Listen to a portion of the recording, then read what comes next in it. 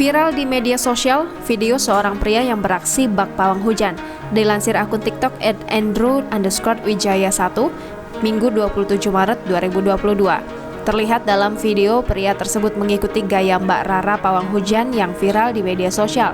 Pria yang memakai kaos warna hitam itu membawa wajan berukuran besar dan sebuah spatula. Tidak lupa, ia turut membawa minyak goreng kemasan botol. Ia beraksi di tengah-tengah jalan perkampungan yang terlihat sepi. Pria itu kemudian meletakkan minyak goreng kemasan botol seliter ke dalam wajan yang dibawanya di sebelah tangannya. Ia lalu mengambil spatula dari belakang kepalanya dan mengetukkannya ke wajan. Setelah mengetukkan spatula ke wajan, pria itu lalu memutar-mutar spatulanya di atas wajan sembari duduk bersila di atas aspal jalanan.